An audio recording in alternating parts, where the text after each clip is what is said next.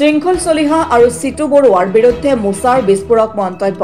মুছলিম ছাত্ৰ সন্থা অসমৰ সভাপতি আছেক ৰাব্বানীয়ে মিয়াক হেংদাঙেৰে খেদিব বুলি শৃংখল চলিহা আৰু চিটু বৰুৱাই মন্তব্য দিয়াত জাঙুৰ খাই উঠিছে সংগঠনটো। মোছাৰ সভাপতিগৰাকীয়ে দুয়োগৰাকী জাতীয়তাবাদী নেতাক ৰাজহুৱাভাৱে ক্ষমা খুজিবলৈ আহ্বান জনাইছে, নহলে পৰিণাম বেয়া হ'ব বুলিও সকীয়াই দিছে সভাপতিগৰাকীয়ে। সাংবাদিকে নিৰপেক্ষ বাতৰি কৰিলে অসম আৰক্ষীয়ে গ্ৰেপ্তাৰ কৰিব পাৰে। সেই অসম আৰক্ষীয়ে শৃংখল চলিহা আৰু চিটু বৰুৱাক গ্ৰেপ্তাৰ কৰক। 1971 চনৰ 25 মাৰ্চৰ আগত অহা লোকসকলক খিলঞ্জীয়া হিচাপে স্বীকৃতি দিবই লাগিব।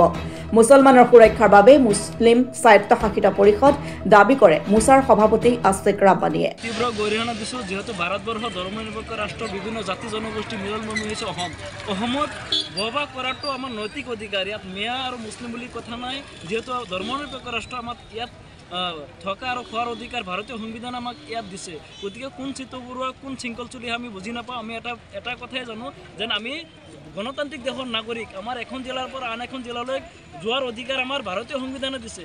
গতিকে মিয়া খেতাৰ নামত যদি আমাৰ নিৰীহ মুছলিম মানুহখিনিক অত্যাচাৰ কৰে, আমি মুছলিম ছাত্ৰ সন্থাই কিন্তু হাত সাৱটি বহি নাথাকোঁ। আমি স্পষ্টভাৱে ক'ব বিচাৰিছোঁ যেন 1971 চনৰ 25 মাৰ্চৰ আগত অহা লোকসকলক খিলঞ্জীয়া হিচাপে স্বীকৃতি প্ৰদান কৰিব লাগে বুলি ইতিমধ্যে আমি মোছাই দাবী উত্থাপন কৰিছোঁ। আমি দিল্লীৰ যন্ত্ৰ মন্দিৰত আমি ধৰ্ণা দি থৈ আহিছোঁ। গতিকে আমাৰ নৈতিক অধিকাৰ আছে, যিহেতু ভাৰতবৰ্ষ ধৰ্মনিৰপেক্ষ ৰাষ্ট্ৰ। গতিকে এই মানুহখিনিক লৈ পেলাই ৰাজনীতি কৰিব কোনোপধ্যে গ্ৰহণযোগ্য নহয়। মিয়া খেদিব, তেওঁলোকে ক'ত সাহস পালে? আজি কোন চিটু বৰুৱা কোন শৃংখল চলিহা? গতিকে তেওঁলোকক অধিকাৰ কোনে দিলে? গতিকে এই মানুহখিনিৰ যদি কিবা হয় আৰু সঁচাই যদি আপোনালোকে বিচাৰে যেন আপাৰ আসামত আমাৰ মানুহখিনি যাব নালাগে, ঠিক আছে, আপোনালোকে আপাৰ আসাম এৰি আপাৰ আসামতে থাকক। কিন্তু মধ্য অসম আৰু নামনি অসমত আমাক আপোনালোকে যিহেতু কৈছে যেন আমাৰ সংখ্যা ইয়াত বেছি, আমি যি দাবী কৰিছিলোঁ যেন মুছলিম অট'নমাছ কাউন্সিল আমাক দিব লাগে, গতিকে এইখিনি মুছলমানৰ কাৰণে এৰি দিয়ক। তেতিয়া আমি আৰু উজনিত নাযাওঁ। কাৰোবাৰ বাপেকৰ ক্ষমতা নাই যেন মিয়া খেদিব বা মুছলমানক অসমৰ পৰা খেদিব। 71 চনৰ আজি চাওক, কোনে হেংদাং ল'ব, কিবা ল'ব, এইটো তেওঁলোকৰ ব্যক্তিগত কথা। আৰু আমি অসমৰ মাননীয় আৰক্ষী সঞ্চালক প্ৰধানক আহ্বান জনাম, অতি শীঘ্ৰে শৃংখল চলিহাক গ্ৰেপ্তাৰ কৰক। তেখেতে আইন হাতত লোৱাৰ অধিকাৰ ক'ত পালে? তেখেতে স্পষ্টভাৱে মিডিয়াত কৈছে যেন মিয়া খেদিবৰ কাৰণে তেখেতে হেংদাং হাতত ল'ব।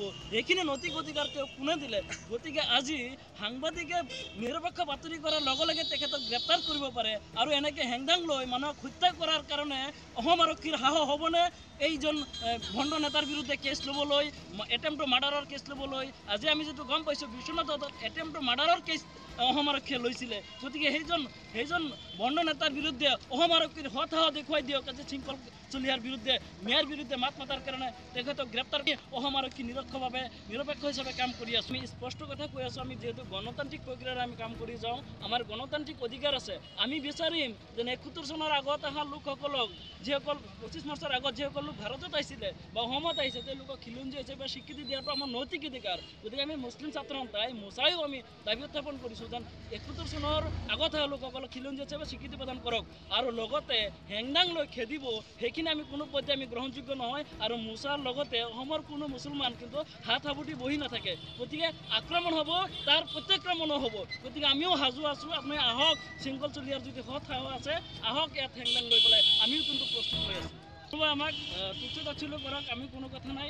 গান্ধীজী কোৱাৰ দৰে যদি আমাৰ কোনোবাই যদি এক গালত চোৰ দিয়ে, আমাৰ এটা গাল পাতি দিম, কিন্তু আমি নীতি আদৰ্শত চলা মানুহ। কিন্তু শৃংখল চলিহা হওক বা চিটু বৰুৱাই হওক, তেওঁলোকে আইন হাতত ল'ব, আমি কিন্তু বহি নাথাকোঁ। আৰু মিয়া কৈ বা আমাৰ মুছলমান মানুহখিনিক তুচ্ছ তাচ্ছিল্য কৰিব, সেয়া কিন্তু কোনো পৰ্যায়ে গ্ৰহণযোগ্য নহয়। মুছলিম ছাত্ৰ সন্থাই মোছা কিন্তু সদায় সাজু আছে আপোনালোকৰ বিৰুদ্ধে মাৰ বান্ধি থিয় হ'বলৈ। আমিও প্ৰস্তুত, আপোনালোকে হেংদাং ল'ব, আমিও চাম। আমি কিন্তু নিবিচাৰোঁ যেন অসমৰ সাম্প্ৰতিক পৰিস্থিতি বেয়া হওক, কিন্তু শৃংখল চলিহাতৰ দৰে ভণ্ড নেতাই যদি অসমৰ পৰিস্থিতি বেয়া কৰিব বিচাৰে, আমি কিন্তু মোছাই কিন্তু হাতত ল'ব। তেওঁলোকে কৈ আছে যেন বিৰিখোৱা মিয়া।